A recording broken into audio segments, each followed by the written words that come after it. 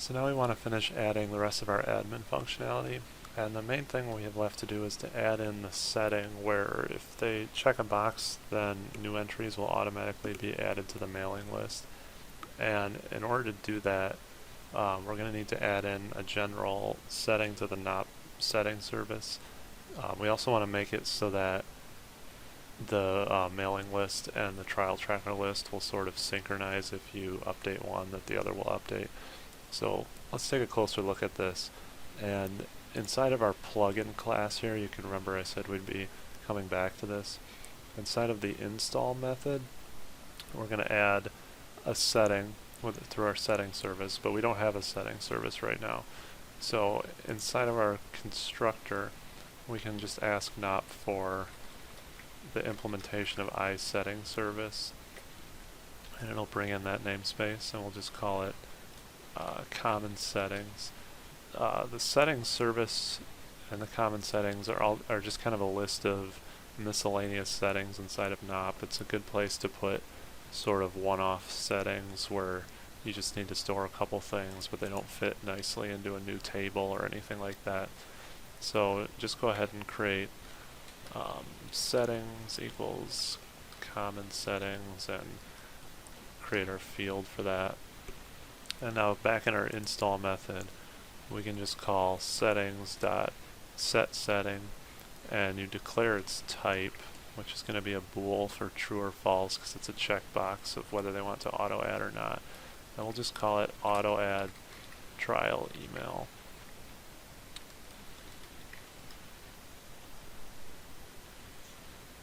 So that's going to create that as a Boolean type in the database. And now we can save that. And the next thing we want to do is update our management view. And I'm just going to paste a simple block of HTML in here.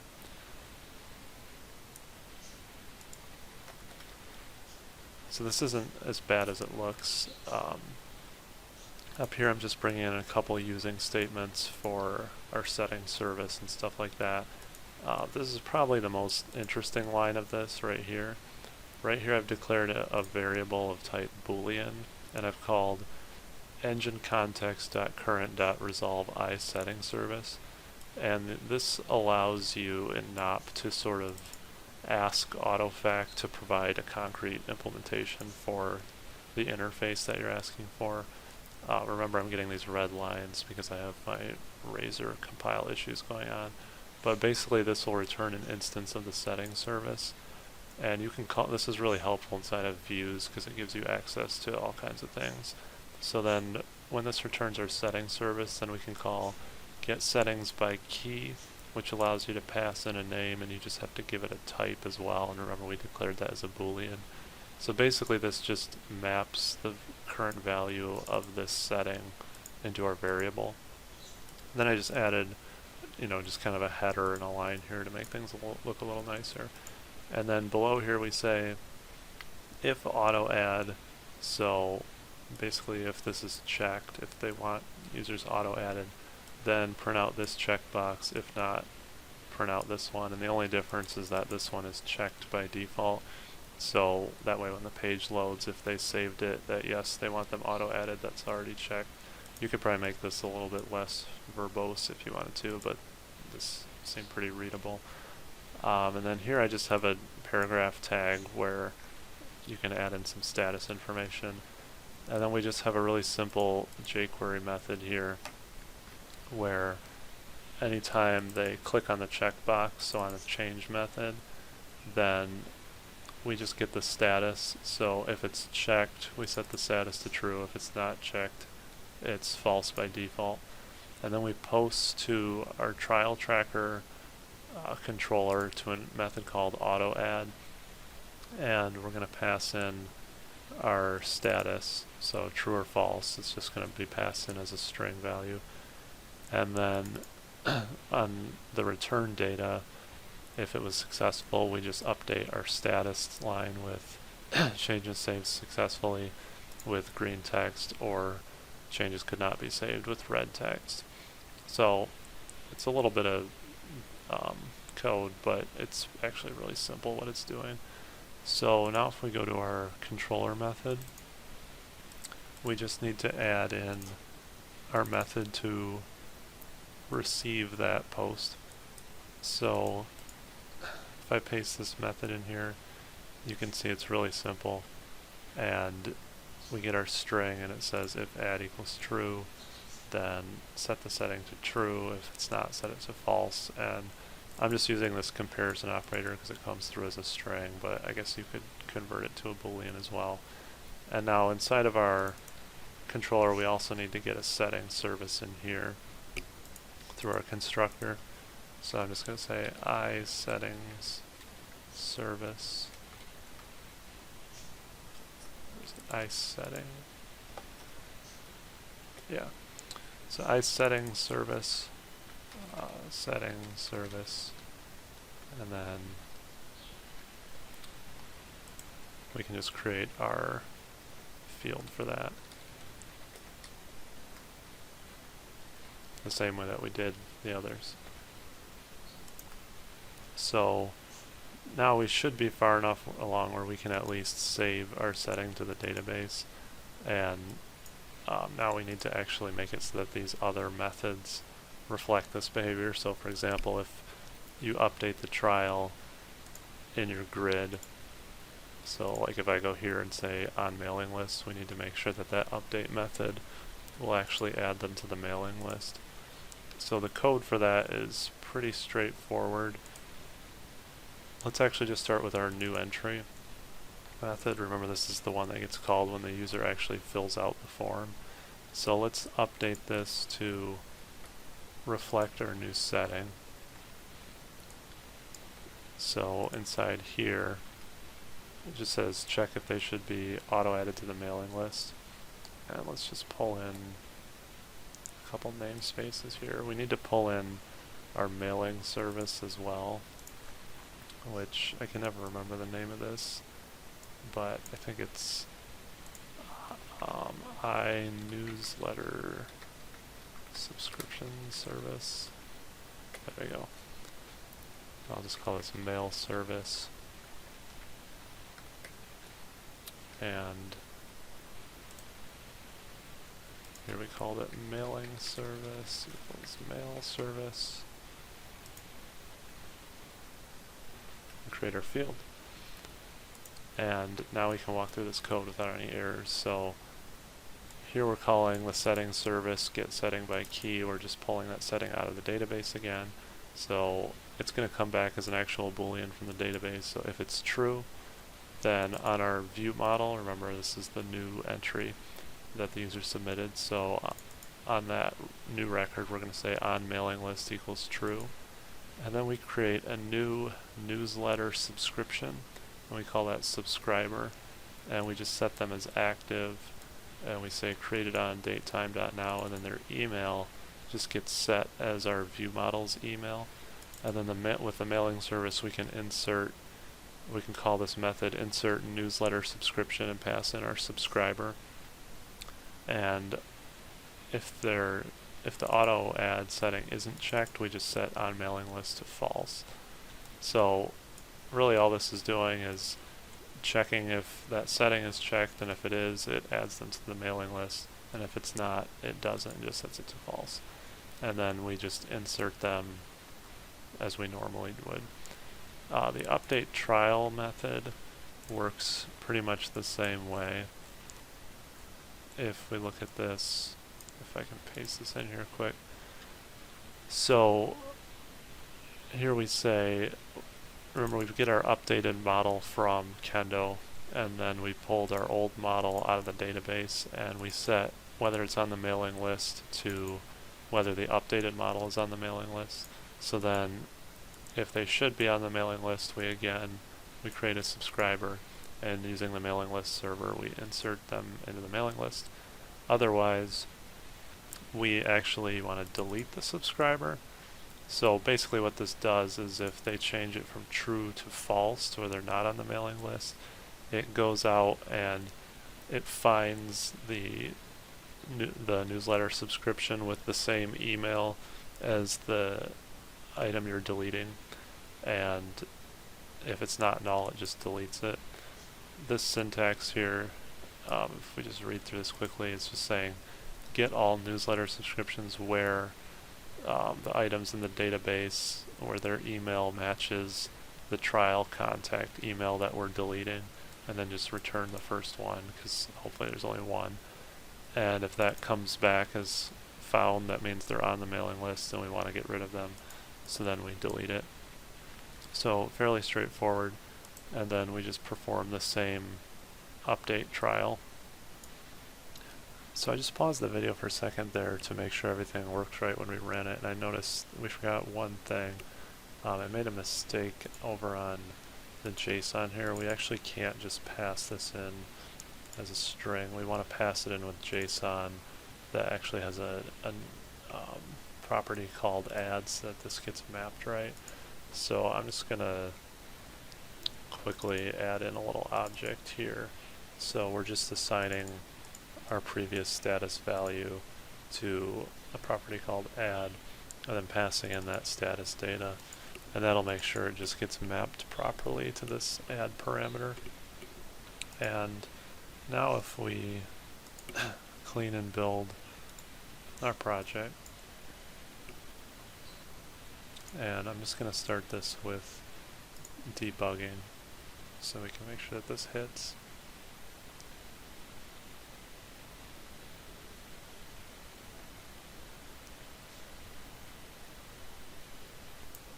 We can go to our admin area to do a little bit of testing and make sure everything is working as we would expect.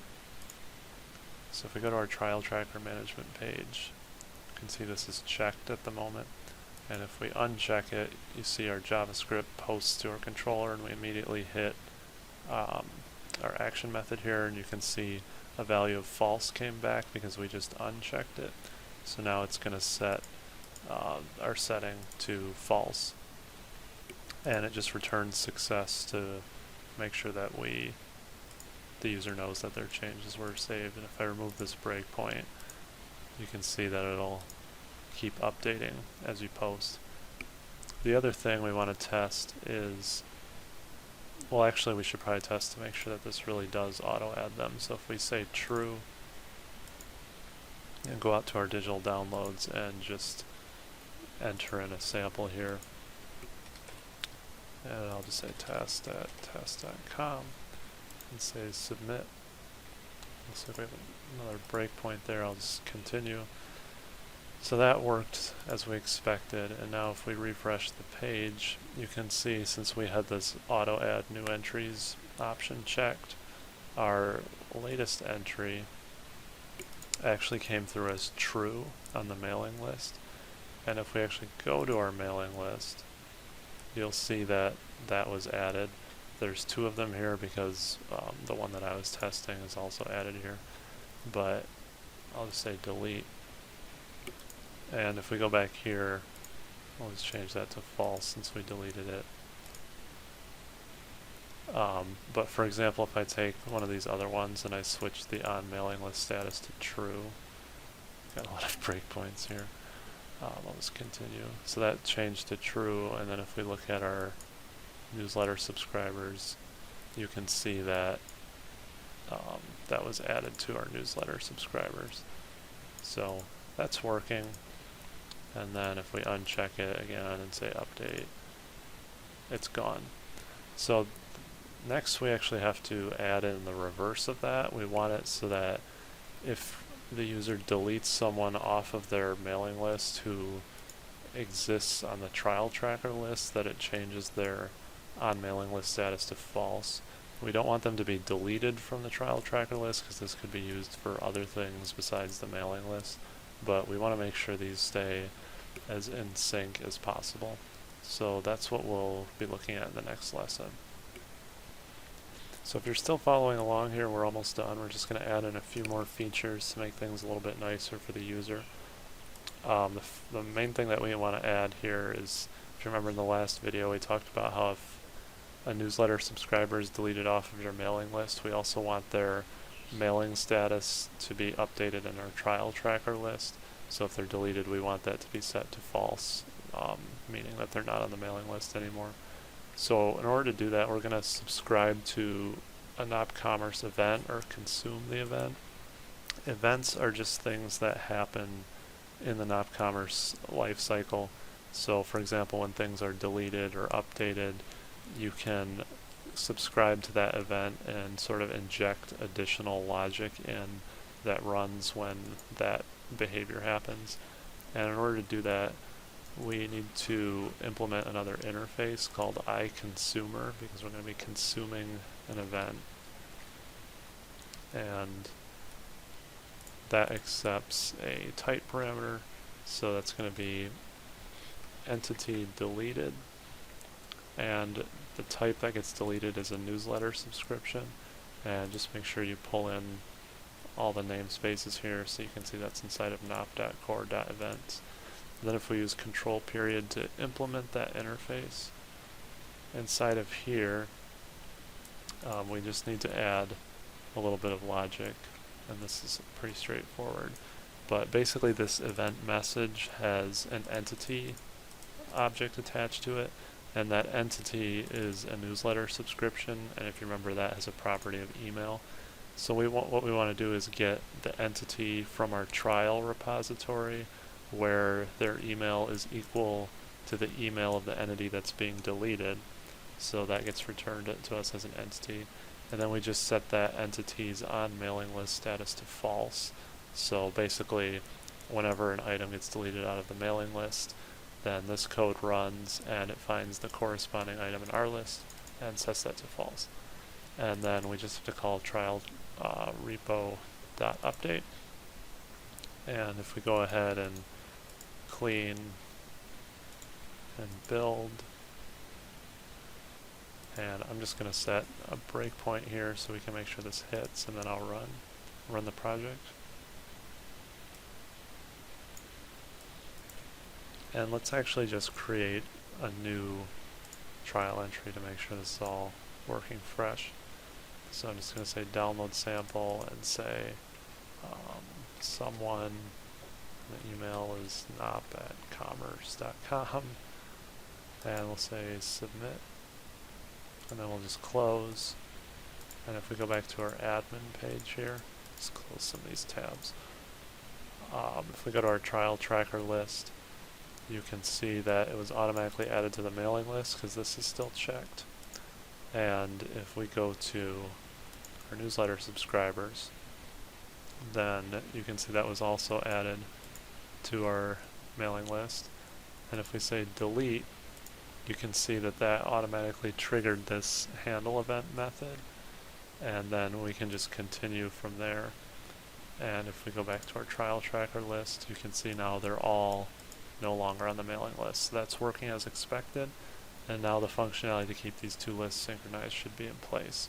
So that was a short lesson. In the next lesson we're going to look at adding localization and some model validation. So in this video we're going to take a look at model validation and localization. And if you don't know what I'm talking about, if we go back to our user form here and we refresh the page to get a fresh copy, you can notice we get this kind of ugly customer name as all one word and customer email, and if I just enter in junk or nothing, it still submits to the server, and that's not really what we want. We want this to provide error messages that are helpful if they fill something in wrong, and we want these to look a little bit nicer.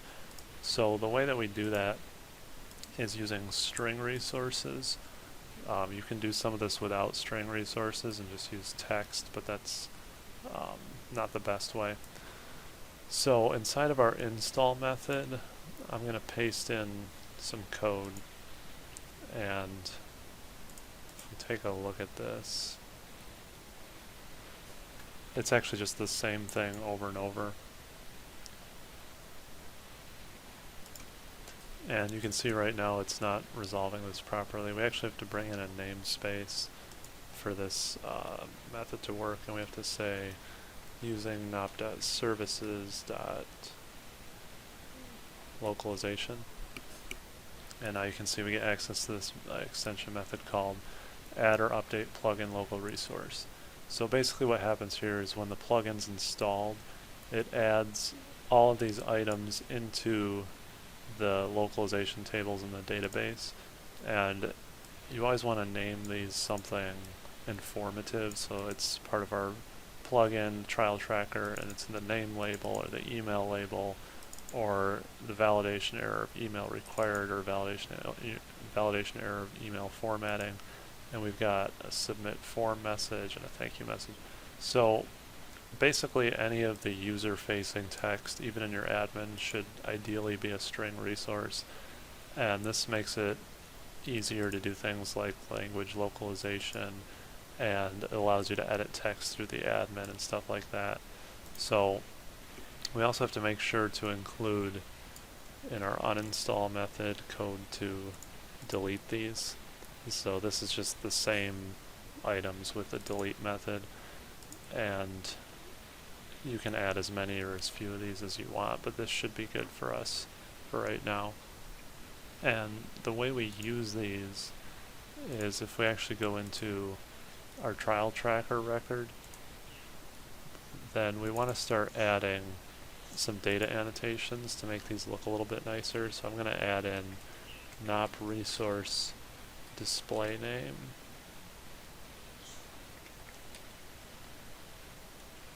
And we just have to bring in the web framework using statement there.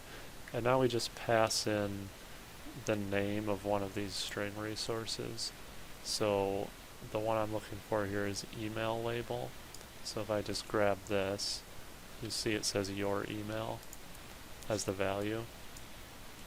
That's what will actually get printed out to our users now.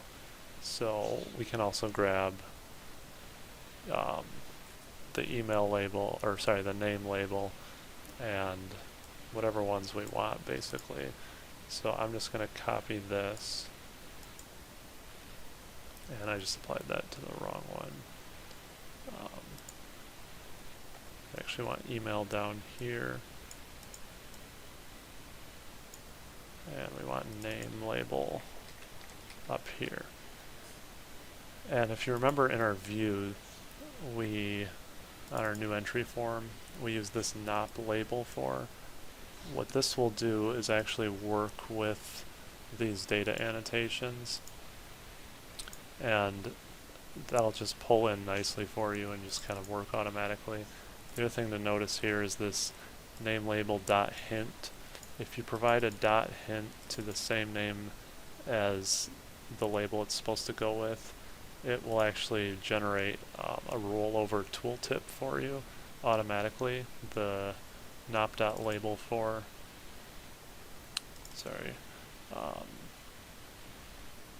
this nop.label for will actually grab that dot hint and create a tooltip for you. So it's really pretty nice, and it's pretty easy to use once you know where to go. We're actually going to add in validation here at the same time. So if we add a data annotation to the whole class, and we bring in our Fluent validation namespace, and we say type of trial tracker validator. And this is a class we're actually going to create right now, so I'll just say create class.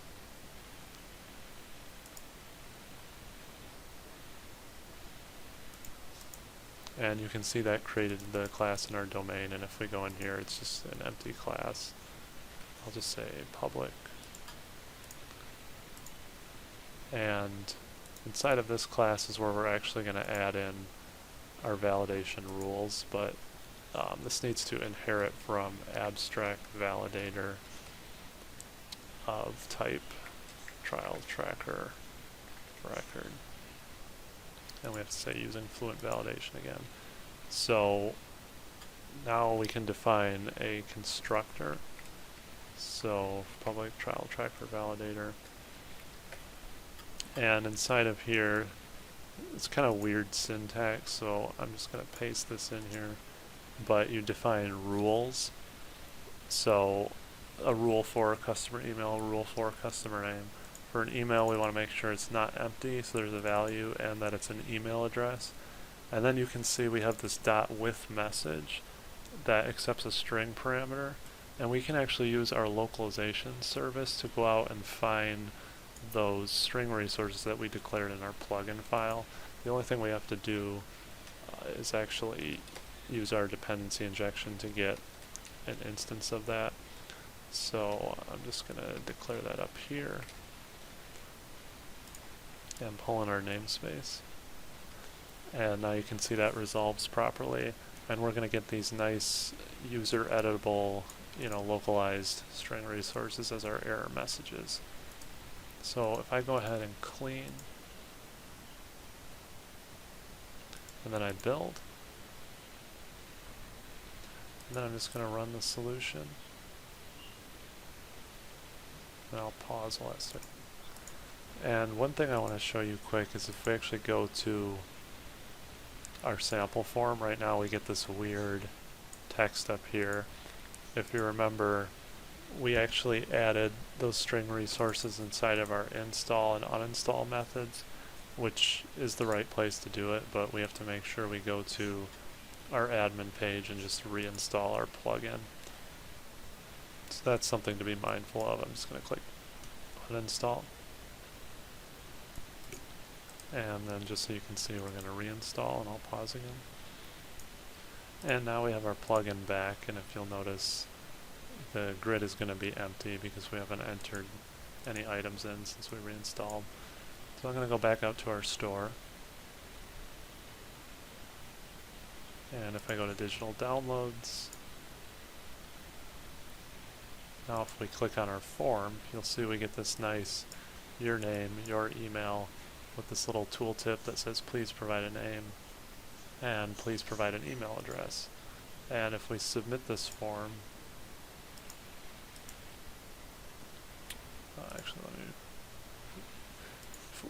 if we submit this form with wrong information, so if I leave this blank and say just test down here, looks like we have kind of a JavaScript error or something here.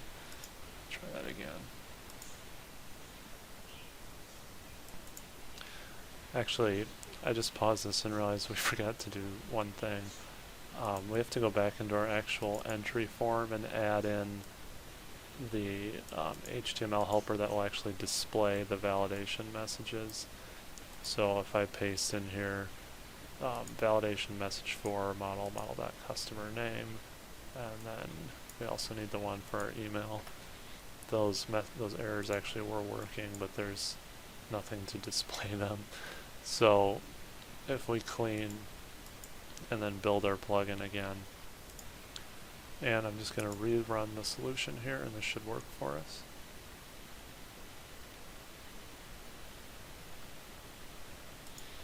And after that loads, we can go back to our digital downloads, and if we say download sample, now when we press the submit button, this is actually what was happening before, but now we can actually see the error messages. So if I say, if I put in a name here, but I don't put in an email, you'll see we'll still get the one email, and if I put in gibberish here, it'll say invalid email. So I have to actually fill this out correctly in order to be able to submit this, and then you see I can download the trial after I do that. And that is mostly for the user, but if we go into our admin, that's also really helpful for us to make sure that, completely junk data doesn't get in there. We're not going to be adding something that actually verifies this through sending an email and then clicking on a link or anything. That's kind of outside of the scope of this, and if you have a user go through too many steps for a trial, they're probably not going to download it anyways. But hopefully that gives you an idea of how to do validation and localization, and there's additional rules to these too. This fluent validation is actually pretty powerful, so if you play around, you can add whatever kind of validation you want, like a range validator or something like that. And one other thing to keep in mind is that you can go a lot further with these string resources, so you could make all of these titles string resources, you could make the labels for these other things, and we already made like the thank you message and everything a string resource. But one thing to keep in mind is that you can actually just print out a string resource right into your view. So for example, here we said thanks for your interest, download link is below, and that would go inside of this paragraph tag in our view, and the way to just print that out automatically is to use this @t symbol. So if we just replace this with the @t, and if we go back to our trial tracker class and we just take the name of this and plug it into here, now the thank you message will be the string resource that we declared, and it'll be editable through the admin and everything like that. So just use this @t to print out string resources anywhere that you're not using data annotations or something special like that. So hopefully that gives you some insight on validation. For a more in-depth review of this, there's actually an article out on my blog that you can read about it, but yeah, that should be good for now.